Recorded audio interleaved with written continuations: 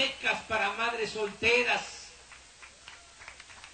con el propósito de que sus hijos, como aquí se ha dicho, no abandonen la escuela, que la educación sea realmente pública, gratuita, de calidad, no lo que sucede actualmente, que solo puede estudiar el que tiene posibilidades económicas, porque han proliferado en los últimos tiempos la educación privada, hay que pagar cuotas, es más, hasta en las escuelas públicas exigen cuota de mantenimiento, porque el presupuesto destinado al mantenimiento de las escuelas se lo roban arriba.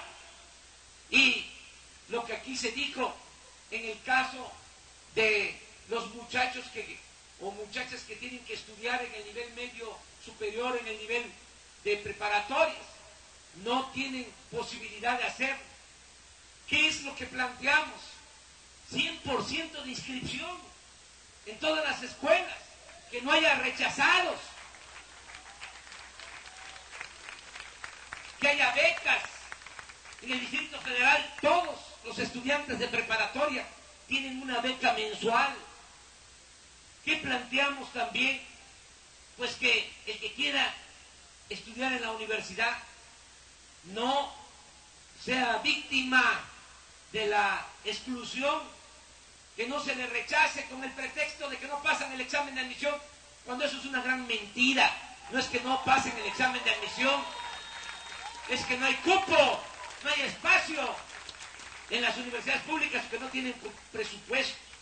Miren lo absurdo que ha sido la política educativa y la política en general que se ha aplicado en los últimos tiempos. Imagínense lo que significa rechazar a los jóvenes de las escuelas. Desde que se reformó el artículo 3º, desde la época de Salinas, cuando Zedillo era secretario de Educación, se rechaza a 300,000 jóvenes cada año que no pueden ingresar a las universidades públicas. Es muy lamentable. Los jóvenes han sido maltratados. Miren, es una desgracia, duele. Los más de 40,000 asesinados y desaparecidos en esta guerra estúpida de Calderón contra la delincuencia organizada. La mayoría eran jóvenes. Las cárceles están llenas de jóvenes. Ustedes saben, como cualquier persona con un poco de luz en la frente, un poco de sentido común, que es mejor tener a los jóvenes estudiando becados que tenerlos en la calle o tenerlos en la cárcel. Es cosa de sentido común. Y dicen de que no hay presupuesto. Miren que también nos cuestionan mucho sobre nuestras propuestas, sobre todo en materia de seguridad. Nos dicen, ¿y ustedes qué van a hacer? Lo primero que se tiene que hacer es atender a los jóvenes, ir casa por casa, incorporando a los jóvenes al trabajo, al estudio. Eso es lo que deberían de estar haciendo desde hace mucho tiempo.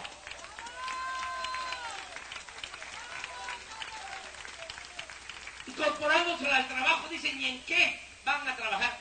Miren, eso es secundario. Si hay muchos profesionistas desempleados, maestros, bueno, poner en práctica talleres de capacitación, pero tener a los jóvenes ocupados en una actividad educativa, formándolos, que haya empleo pleno en una circunstancia como la que estamos viviendo nosotros en Estados Unidos, después de la crisis del 29, que hizo un presidente, Franklin Delano Roosevelt. puso a trabajar a la gente, echó a andar la economía. ¿En qué? Introduciendo agua, drenaje, construyendo pavimento, construyendo escuelas, construyendo guarderías, construyendo centros de salud. Aquí en el caso de Ciudad Juárez, el 40%, y a lo mejor más, de las calles no tienen pavimento, que no es necesario.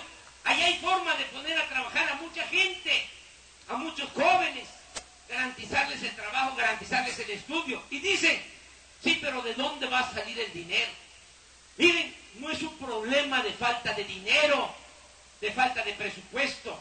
El presupuesto de nuestro país, que es dinero de todo el pueblo, son 3.500.000.000.000 de pesos. Si se distribuyera en partes iguales, con equidad, con justicia, alcanzaría para entregar 10,000 pesos mensuales a cada familia. Pero ¿qué es lo que pasa?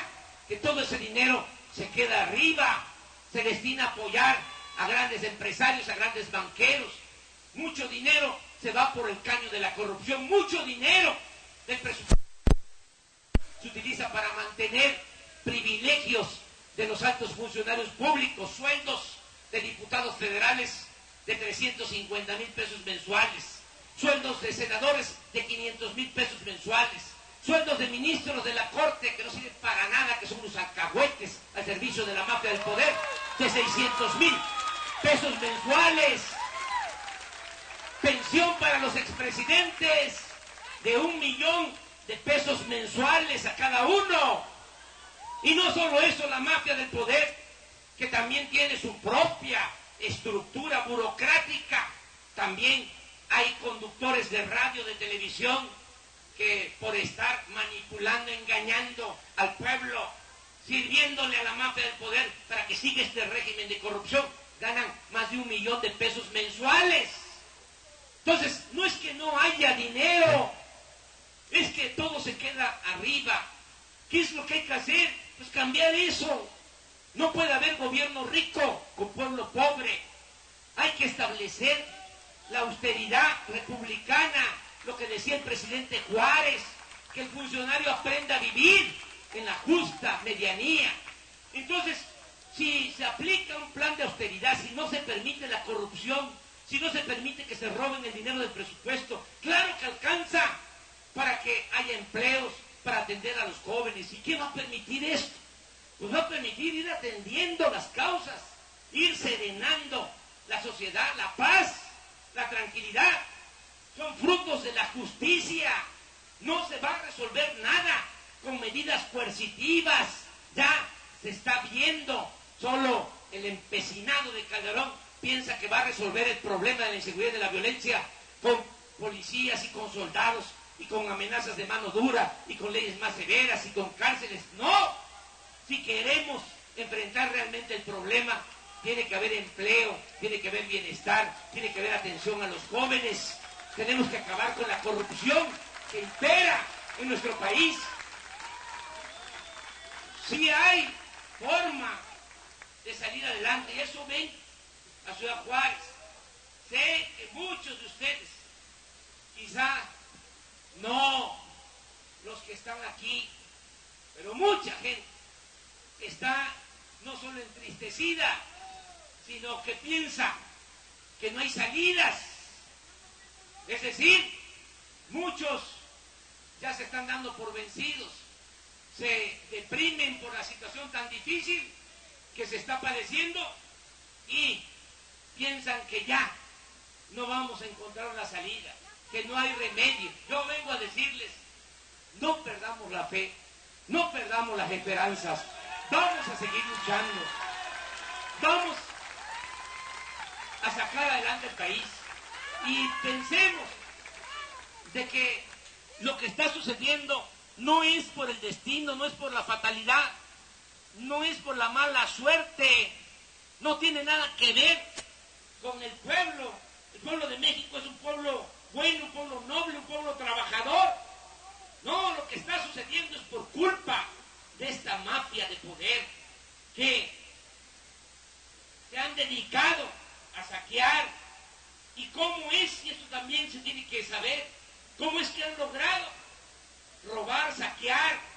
con relativa facilidad, sin que muchos todavía no se den cuenta. Y estamos hablando del saqueo más grande que se haya registrado en la historia de nuestro país. Eso es lo que ha pasado en estos últimos 25 años. Los allegados a Salinas, que no tenían nada antes de ese gobierno, ahora aparecen en la lista de los hombres más ricos del mundo. Y han saqueado porque Salinas les entregó, y le siguió Cedillo y le siguió Fox hasta la fecha. Les entregaron empresas públicas, bancos que eran de la nación. Les entregaron todas las reservas mineras. Miren, nada más un dato, esto no se va a escuchar por la radio, no lo van a ver por la televisión.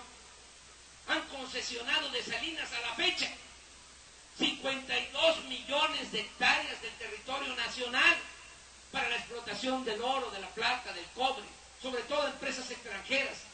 Nuestro país tiene 200 millones de hectáreas y en 20 años han entregado el 27% del territorio nacional, el doble de lo que es el territorio de Chihuahua, que es el estado con más territorio en todo el país. Ni en la época de Porfirio Díaz se había enajenado tanto suelo patrio. Entonces, por eso es que está el país como está, porque a ellos no les importa el sufrimiento de la gente, el destino de México. Lo que les importa es hacerse cada vez más ricos con el sufrimiento, con el padecimiento de los mexicanos. Entonces, ¿qué es lo que hay que hacer? Pues hay que hacer a un lado esta mafia. Hay que derrotarlos de manera pacífica, sin violencia, en buena lid. ¿Cómo? Con la participación organizada del pueblo. No hay más. ¿Para qué? Para establecer una auténtica democracia, un gobierno del pueblo y para el pueblo, que distribuya con justicia la riqueza, los bienes de la nación, que procure el que haya mejoramiento económico, social, que con un nuevo gobierno, con una auténtica democracia, se pueda recuperar la tranquilidad, la felicidad de nuestro pueblo. Ese es el propósito que tiene nuestro movimiento. Por eso estamos luchando